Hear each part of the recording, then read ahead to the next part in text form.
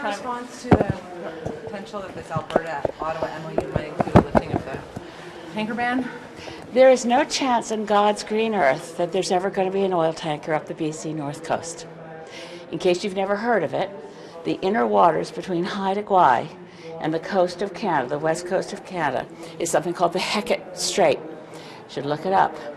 It's the most dangerous body of water on the Canadian coastline, according to the Government of Canada, and the fourth most dangerous body of water on Earth.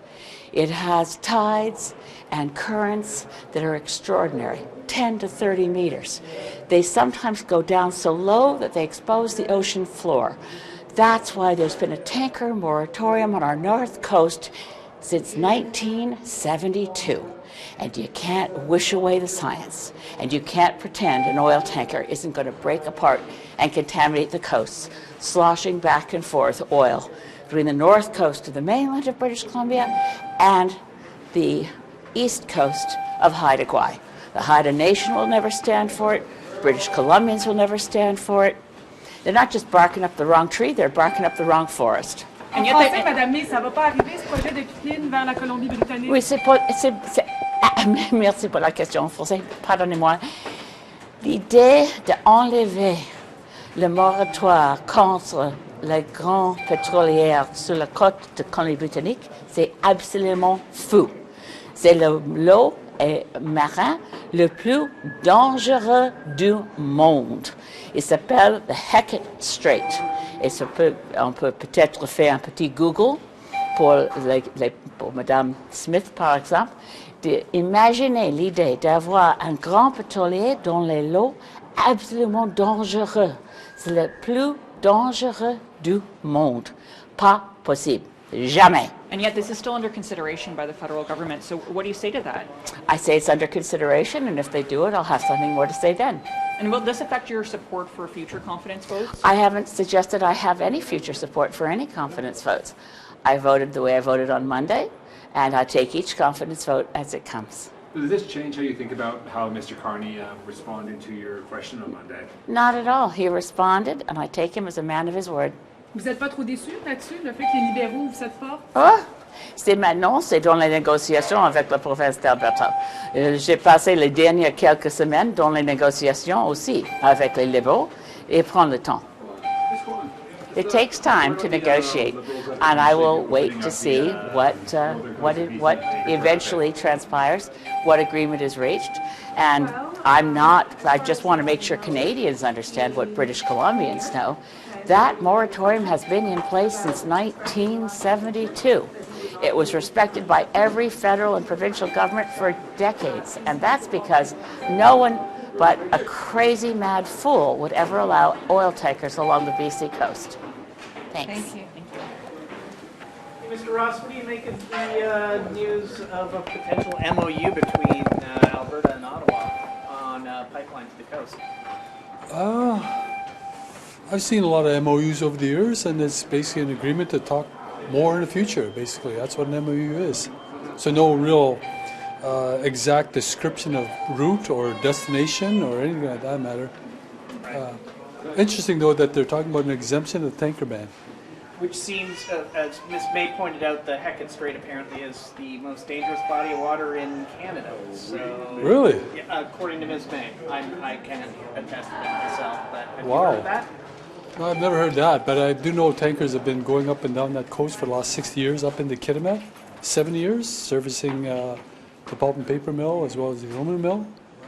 And by the way, we have precautions in place there for the existing LNG tankers being escorted in as soon as you get into Canadian waters, basically.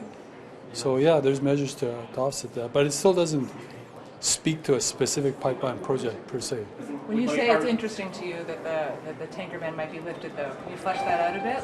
I don't think they talked about lifting it. What they meant an exemption. So I'm kind of curious how you do that in terms of the legislation that's existing.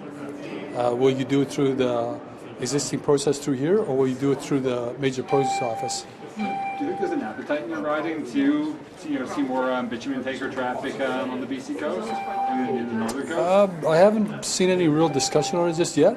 All I've heard is just certain comments from certain leaders. but the conversation really hasn't taken hold just yet. I don't think it will take hold until project description is filed with the Impact Assessment Agency. Do you think BC has to sign on, or is this something Ottawa can do by itself? Well, Canada has the constitutional authority to do this, and it's quite interesting that the province of BC seems to feel they're exempt from the consultation and accommodation duties of First Nations.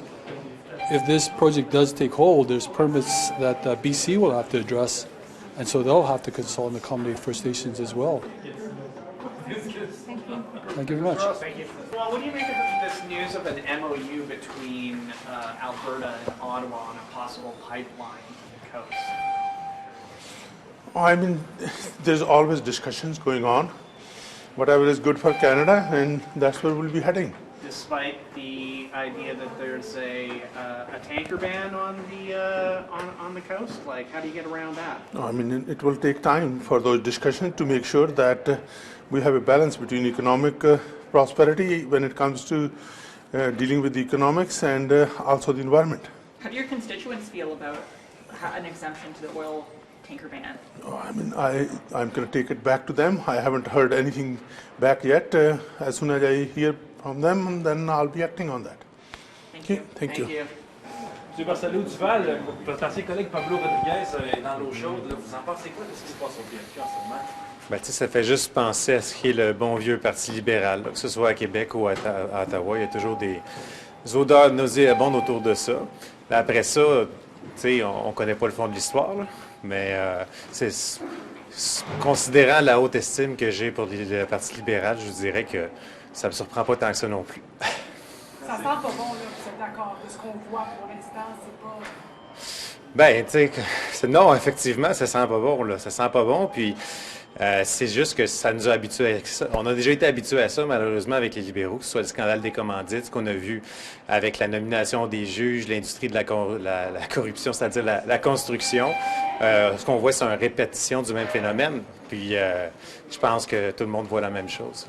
Les commentaires de Mme Joly sur le livre bleu du PQ, comme quoi le Québec se lancerait dans les bras de Donald Trump, un Québec indépendant. Je pense que c'est ridicule. Tu sais, quand on ne sait pas quoi dire, d'habitude, on dit rien, là, mais ça, c'est juste n'importe quoi. Là. Je pense qu'il n'y a personne au Québec qui va penser qu'on va être tous des supporters puis des fans de M. Trump. Là. Ça n'a aucune crédibilité comme commentaire. Merci.